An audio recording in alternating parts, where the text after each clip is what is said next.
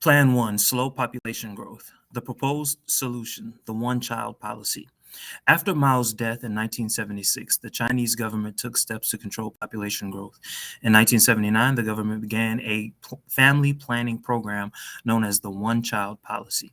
This program limited married couples to just one child. However, in some rural areas, couples were allowed to have a second child. The government rewarded couples who followed the policy and punished those who did not. Over time, the Chinese government made changes to the one child policy and focused more on rewards than on punishments. Families received benefits, such as cash, for having just one child. Punishments for having more children than allowed became less severe than in the past. The one child policy remained in effect in China until the end of 2015. It was then replaced by the two child policy in January 2016. However, families still must request government permission to have a second child. The benefits: slower population growth. China has not yet reached zero population growth, but the restrictions on having children have been effective in moving the country toward that goal. However, China's population continues to grow, and its birth rate increased in 2016. Yet the birth rate remains much lower than before the one child policy. Slower population growth has had many benefits for China. It has reduced the strain on food and water supplies, and it has lessened the problem of having too many workers for too few jobs. Families have benefited in other ways as well. Mothers and babies tend to be healthier in small families. With fewer children to support, parents have more money to spend on other things, and women have more time for a career because they have fewer children to care for. The costs: less choice, an aging population, and natural disasters. The restrictions on having children have not been completely successful. Many people do not want to be told how many children they can have, especially in rural areas where large families are a tradition. The one child policy, in particular, clashed with other traditions too. Chinese families prefer having sons because sons continue the family name and they are expected to care for aging parents. Regardless, there are fewer children overall to care for older family members. This change has dramatically affected the dependency ratio, which is one of the main reasons China introduced the two child policy. Because boys are still preferred, some couples choose to end a pregnancy rather than have a girl. Although China has outlawed these practices, not everyone follows the law. Today, about 113.5 boys are born for every 100 girls in China. The natural sex ratio is 105 boys for every 100 girls. This imbalance has led to a marriage crisis in China because there are far more men than women of marrying age. There is another cost as well. The loss of a child in a natural disaster is always tragic, but the restrictions on having children can make the impact even more terrible. For example, in 2008, an earthquake killed more than 5,000 children in one Chinese province. As a result, many parents lost their only child, the only child they were allowed to have under the one child policy.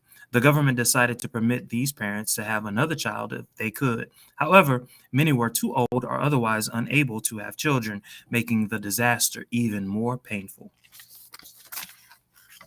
Plan 2, provide more clean energy. The proposed solution: generate more hydroelectric power. To meet its growing energy needs without increasing pollution, China has looked for cleaner sources of energy. One of the cleanest sources is hydroelectric power, which is power that is generated by water flowing through power plants and dams. In 1993, China began construction of the world's largest dam. The immense dam spans the Changjiang, otherwise known as the Yangtze River, the longest river in Asia. Flowing more than 3,700 miles through China, the Changjiang has been relied on for thousands of years to transport people and cargo and to provide fresh water for homes and crops. The dam, completed in 2009, provides as much as one-ninth of China's electricity as well. The dam across the Changjiang was built in a beautiful canyon area called the Three Gorges. The Three Gorges Dam is around 600 feet high and more than 1.5 miles wide. The reservoir behind the dam stretches upstream for about 400 miles. The benefits: clean energy, flood control, and shipping. Hydroelectric dams provide many benefits, including clean energy from a renewable resource. The power plant at the Three Gorges Dam has 34 electric generators, which can produce more electricity than any other hydroelectric plant in the world, and they do so without polluting the air. A second benefit is flood control. Historically, the Changjiang has flooded about every 10 years, resulting in widespread death and destruction. The dam is supposed to reduce flooding by holding back the extra water that flows downstream during heavy rains. However, floods in recent years have led many to question whether the dam can actually stop flooding. Moreover, silt and other debris have become stuck in the dam. In addition, the dam has helped river shipping. Before the dam was built, the Three Gorges area was difficult to navigate by boat. The reservoir behind the dam is much safer for river travel.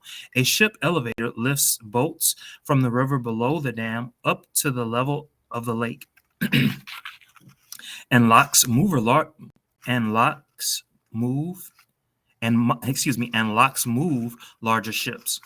With the completion of the dam, elevator, and locks, shipping capacity has already reached government targets set for 2030, and shipping costs have dropped by about one third. The costs: lost cities and habitat. Although the Three Gorges Dam has benefited China, it has come at a cost. The Three Gorges area contained hundreds of ancient settlement sites. When water backed up behind the dam, these archaeological sites disappeared, and all that they could have revealed to historians about China's distant past is now lost. The reservoir covers up more than history. It has drowned 13 cities, 140 towns, hundreds of villages, and tens of thousands of acres of farmland. More than 1 million people were forced to relocate as their homes disappeared underwater. The Chinese government promised to help those people start new lives elsewhere, but such assurances have not made up for what they lost. The dam also altered the Shangjiang ecosystem. As the lake filled, hundreds of plant and animal species lost their habitats. For example, since construction of the dam began, the Chinese river dolphin and the Chinese paddlefish species that live only in the Shangjiang have become critically endangered and may already be extinct. Finally, the dam sits along the earthquake fault. Some scientists worry that the weight of the dam and the water it holds may make a major earthquake more likely to occur. If such a quake damages the dam, a wall of water from the reservoir could rush downstream, causing a disaster worse than any previous Shangjiang flood. In fact, the deadly 2008 earthquake in China occurred only 3.5 miles from a dam that had been completed in 2006. Cities and historic sites of the Three Gorges area. Lost cities and historic sites. The damming of the Shangjiang has affected the landscape for hundreds of miles along the river. Because of this, some people call the dam China's new Great Wall. This map shows the cities and historic sites that have been lost under the reservoir's waters. Some of these sites date back to before 2000 BCE.